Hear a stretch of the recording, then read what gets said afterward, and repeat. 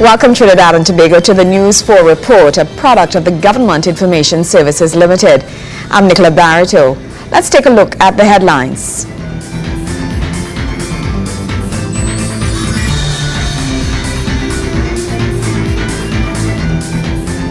Expansion of medical training. The Minister of Science, Technology and Tertiary Education talks to us about the ministry's plans. Specially equipped buses for the differently abled. And in our sports feature, support from the sports company for the upgrading of community facilities.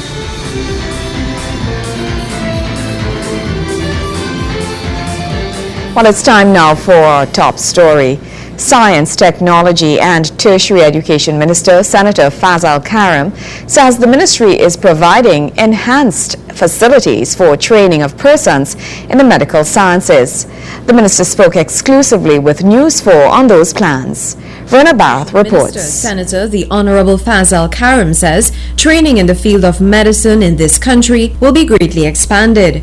Speaking with News 4 last week, the minister revealed that a training facility for nurses will soon be opened in El Dorado. He said this, among other additional facilities which are expected to be opened, will greatly address the currently existing 3,000 vacancies for nurses in the sector. The El Dorado Girls Youth Camp was transferred from the Ministry of Sport and Youth Affairs at that time to the Ministry of Science, Technology and Tertiary Education. And what that facility will do, it will be managed jointly by the University of the West Indies and COSTAT, and it will respond to training of nurses and allied medical services, persons in that area. You probably would have heard me said before that there are approximately 3,000 vacancies for nurses in the sector.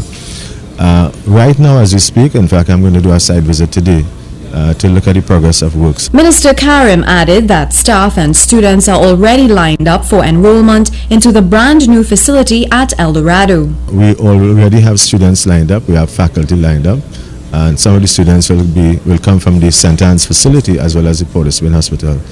What it will also do, it will also increase the delivery of programs through COSTAT and EWI. We'll have lab facilities and so on. We will not have any dormitory facilities as previously happened under the Girls Youth Camp. What's going to do is people are going to commute to the programs and they'll go at home so that we don't have the extra burden and the cost of housing students at that facility. Minister Karim says a medical teaching facility will also be opened at the Children's Hospital in Presal, which is currently being constructed. Meanwhile, the minister boasts of yet another teaching and dorm facility, which is expected to be open for students with clinicals in just 1 month's time at the San Fernando General Hospital. The Honorable Prime Minister recently, when she turned the sod to start construction of the Children's Hospital at Presal, indicated that will also be a facility for teaching for medical personnel, doctors, pharmacists and vets. In addition to which, we will be soon opening this on the San Fernando General Hospital compound teaching facility and a dorm facility as well for students doing clinicals. There's a 28-room facility and we expect to open that within a month as well. It's completed, we're just waiting for it to be opened. And on the ground floor of that facility, we have a seating for 100 persons. On that day that we are going to open the facility, we expect to have to beam live programs, and you'll be able to sit there and have a class being taught to you from Mount Hope. Persons in the eastern and northeastern parts of Trinidad will soon have better access to tertiary education. This as the Tertiary Education Minister revealed that a COSTAT campus is expected to be opened soon in Sangre Grande. We expect again the Honorable Prime Minister will give us a date as to when, if she's available, to open the first time in the history of Trinidad and Tobago a COSTAT campus in Sangre Grande. And that is going to take care of all the persons who live really from all parts of Trinidad, but particularly the northeastern part and the eastern part, ranging from Arima in the north to as far as Toko in the northeast, all the way down to Guayari and up to Rio Claro. And that's the kind of catchment area, including beach and coal mine and those areas. With all the work being done to establish the tertiary education sector in this country, Science, Technology and Tertiary Education Minister Senator Fazal Karim says this country is well on its way to building its brain power. Verna Barth, News 4. When we come back, taking care of the needs of the differently abled, the PTSC announces plans for the acquisition of new buses. Stay with us.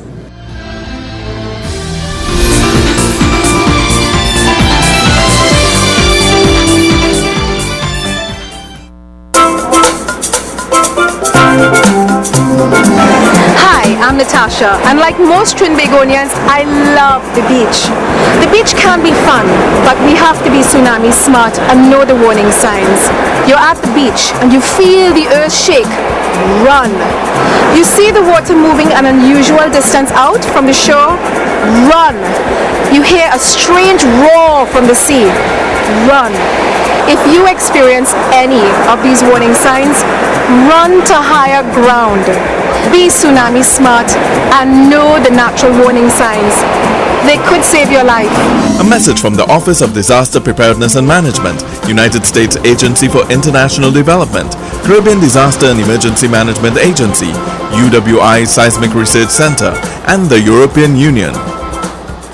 Never leave items like MP3 players, portable DVD players, laptops and briefcases on view inside your vehicle. It is an open invitation for a thief. Don't leave them on show. If you cannot take them with you, place them in the trunk of your car.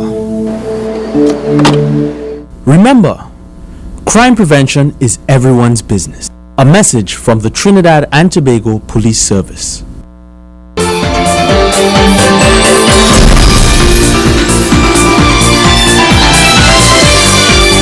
Public Transport Service Corporation signs a memorandum of understanding for the provision of specially equipped buses for the differently abled. The MOU was signed between the PTSC and the Ministry of Science, Technology and Tertiary Education. Verna Barth has the details. Speaking at an MOU signing with the Ministry of Science, Technology and Tertiary Education, Transport Minister Devant Maharaj announced that the handicapped community in Trinidad and Tobago will soon benefit from some 24 brand new handicapped buses, which are said to be arriving soon in this country. These buses, he says, will replace the Fiat buses initially brought in under the former administration. The handicapped community has long been crying out for some sort of transportation need. As you recall, the last administration bought some Fiat buses that really fell flat. They never worked a single day for the handicapped disabled community, and they are rotting in the garages of PTSC because they were the wrong purchase. I think close to over $10 million was spent on that adventure with the taxpayers' money. By April this year, 24 brand new handicapped buses will be arriving in Trinidad and Tobago, and with a new plan in terms of how we service the differently abled with their transportation needs. And we'll say more about that as we come closer to that launch in less than 3 weeks or 4 weeks, I would think. Minister Maharaj is also announcing that government will soon be purchasing some 100 buses to meet the demands of the traveling public.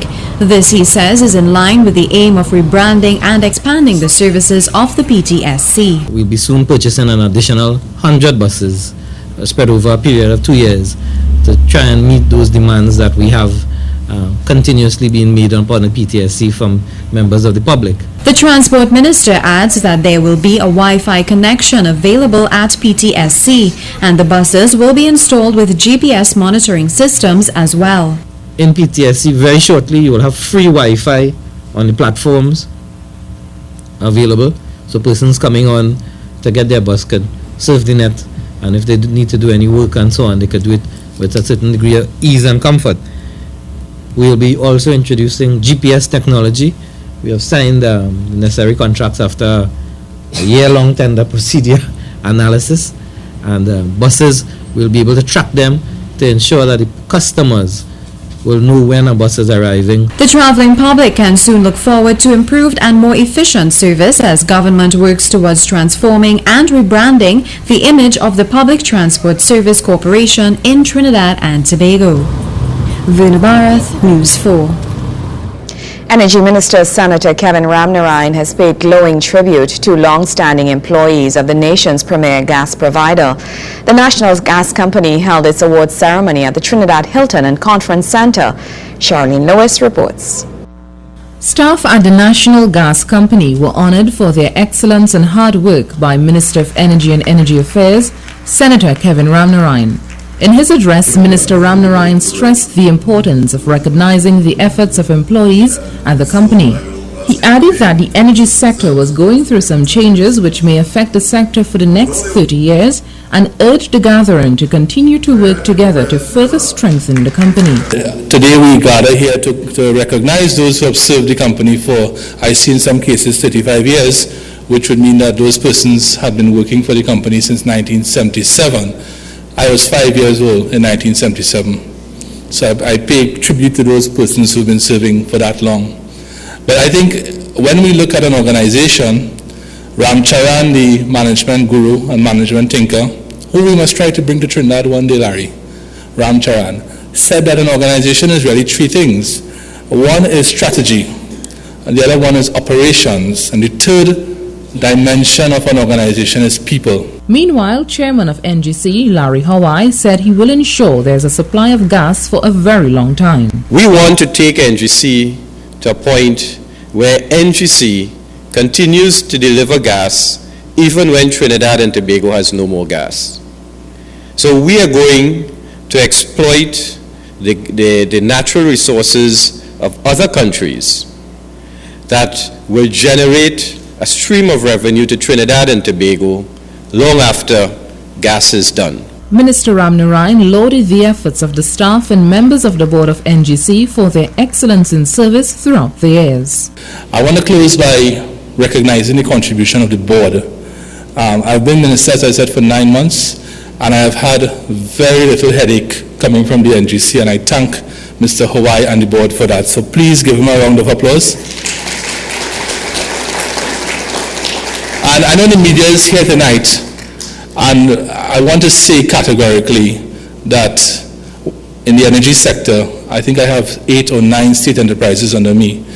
I have some excellent boards under me. I have some excellent chairmen, and that allows me to focus more time on the ministry, and it allows, of course, the chairmen to do their jobs, and I really am grateful for that.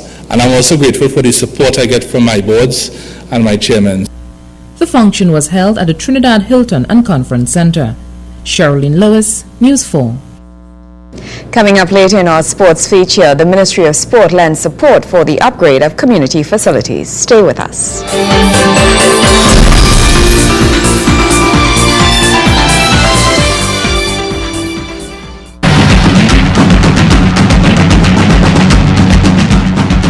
Hi, my name is Anil and I've been a lifeguard for the past 7 years. This is my co-worker Ian and I've been a lifeguard for more than 19 years now. You know guys, these flotation devices that we love to take to the beach, we are here today to talk to you about these flotation devices. These flotation devices are boogie board, ball, noodles. Hey Ian, don't forget the inflatable rafts that you all love to bring to the beach, and all it feel is a water taxi, so everybody wants to jump up on it. Now this thing can be real unstable when too much of people are on this. And you know something, Anil? When they're on that, they're enjoying it and they're not realizing they're waiting all the way on the outside.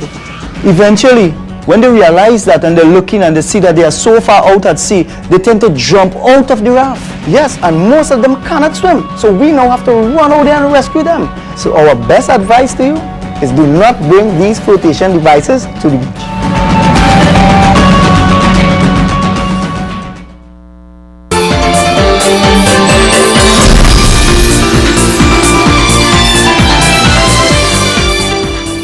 Thank you for staying with us. Youths attached to the Youth Training and Employment Program will soon have the benefit of 4 specially outfitted technology mobile units. The units will particularly benefit rural communities where residents encounter difficulties to access computer-based training and certification. More on that from Verna Barath.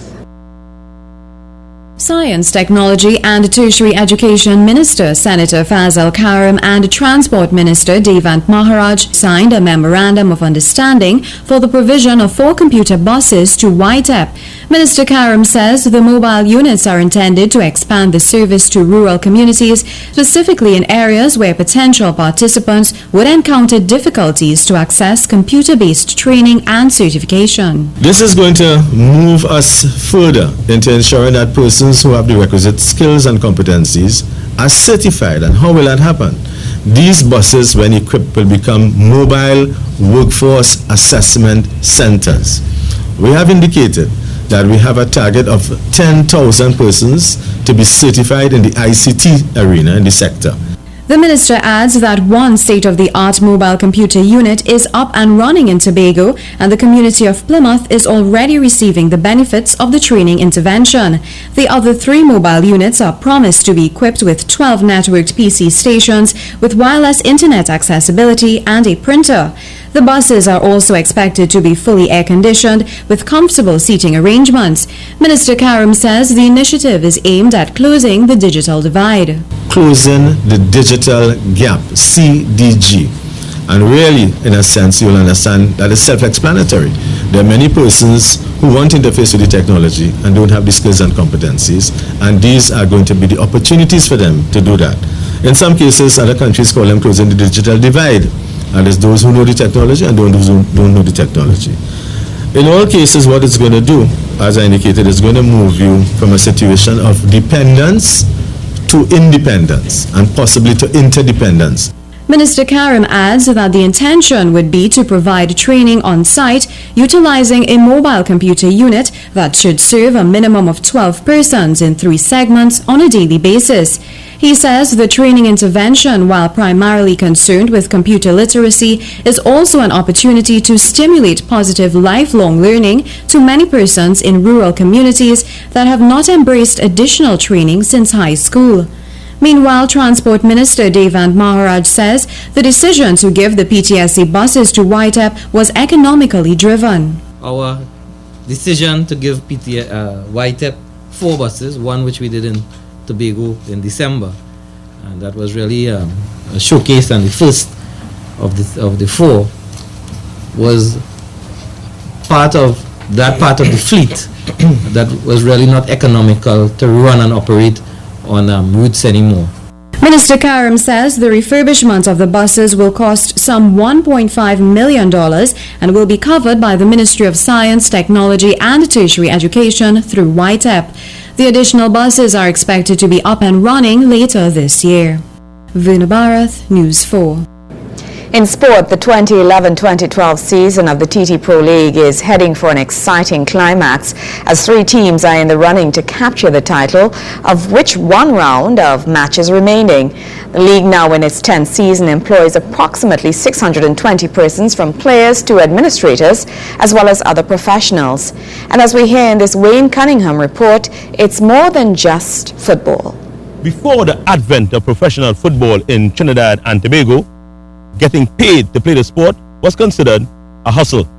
Fast forward now to this present time, and we have a viable industry with players, coaches and administrators earning a decent living from football. CEO of the TT Pro League, Dexter Skeen, tells us why. Praise and thanks you to the Almighty God, for giving the young players the opportunity to ply their trade and to use their God-given talent to play professional football, to do something that they love before. As you were saying, you have to either be a semi-pro or you play amateur, and after work you're rushing to play football. As you would know nowadays, if you want to compete internationally, and as we say, one of the goals is to always be considered in a World Cup. You have to be doing what the other countries are doing. The TT Pro League continues to be innovative in its approach to providing an outlet for competitive and exciting football, while ensuring the personnel employed through its various extensions are suitably remunerated. In addition, why can't our youngsters who have that talent to play football be like any other person, a lawyer, a doctor, engineer, and get into the field that they love and make money from it? And sport is something that is the biggest industry in the world, and we need to take advantage of that and offer these youngsters that opportunity to play professional football, to earn a living, to be able to go to a bank and say, hey, I'm a professional footballer, and get that loan for a house, a car, be able to support their family. The lack of spectator support throughout the league is a major concern, but the Minister of Sport and Youth Affairs, the Honorable Anil Roberts, has initiated a welcome solution through the Sports Company of Trinidad and Tobago, which is welcomed by the league and fans. The Minister has been very supportive. He recently spoke to him personally, and he has told me that they have approved community initiatives and fields in several of the areas that the Pro League clubs are represented, and they are going to be fenced and so on, and the clubs will be able to use it to charge the receipts, and that's a great thing that will happen for us, and that will enable us to have real home games. The former strike squad winger is confident that the league will continue to make an impact on the lives of footballers and their communities. I think the league is poised, well poised to take off if we continue, as I said, to push and to look at doing the right things and look at doing things how what is best for Trinidad and Tobago. A big part of Trinidad and Tobago's football future depends on the Pro League, and the future of the Pro League lies in the communities. Wayne Cunningham, News 4 Sports. You're viewing the News 4 report. When we come back, plans to incorporate the ancient art of Ayurvedic medicine into the local healthcare system. Stay with us.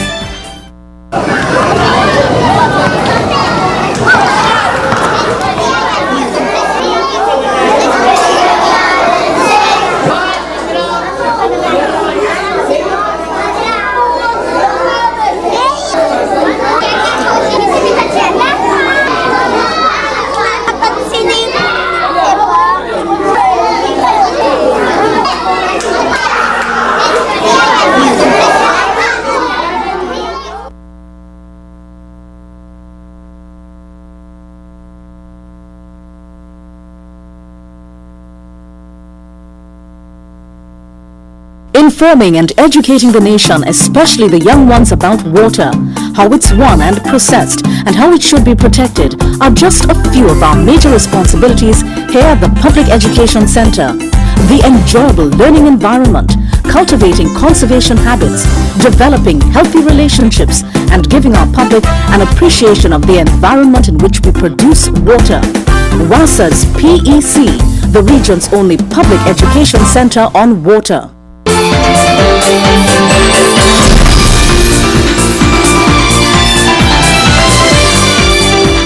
Welcome back. Plans to incorporate Ayurvedic medicine practices into the local healthcare system.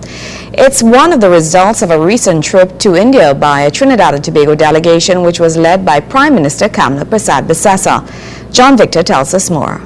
A new way of combating health and disease problems in the Caribbean could lie in the ancient tradition of Indian medicine, Ayurveda.